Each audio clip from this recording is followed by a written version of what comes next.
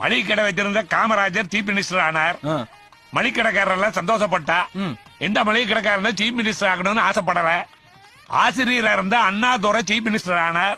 எல்லா ஆசிரியரும் சந்தோஷப்பட்டா. ஆனா எந்த ஆசிரியருமே சீஃப் மினிஸ்டர் ஆகணும்னு ஆசைப்படல. ராஜகோபாலாச்சாரியார் சீஃப் மினிஸ்டர் ஆனார். எல்லா வக்கீலுமே நம்மால ஒருத்தர் சீஃப் மினிஸ்டர் ஆனார் நினைச்சா எந்த வக்கீலும் சீஃப் மினிஸ்டர் ஆகணும்னு ஆசைப்படல. எம்ஜிஆர் சீஃப் மினிஸ்டர் ஆனார்.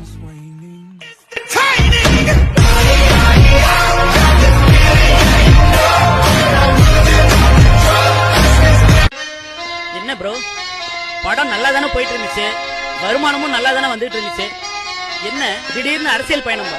நான் சிஎம் ஆகணும். நிஜமாவா?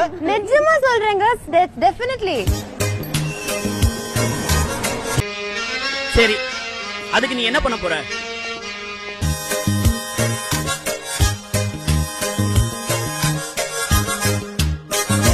அம்மு இங்க வருவாளா, பதில கேட்டு சொல்லு. அவ இடுப்பில்ல மடிப்பில்ல கசங்குது மனசு, குயிக்கா வர சொல்லு.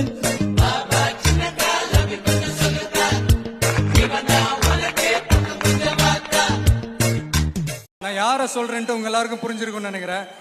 எல்லாரும் இப்படி கை காட்டுவாங்க, இவங்க மட்டும் இப்படி கை காட்டுவாங்க. நோட்டீஸ் பண்ணிருப்பீங்கன்னு நினைக்கிறேன். எஸ், நம்ம இளவரசி குந்தவை தான். வாழ்த்துக்கள் ட்ரிஷா.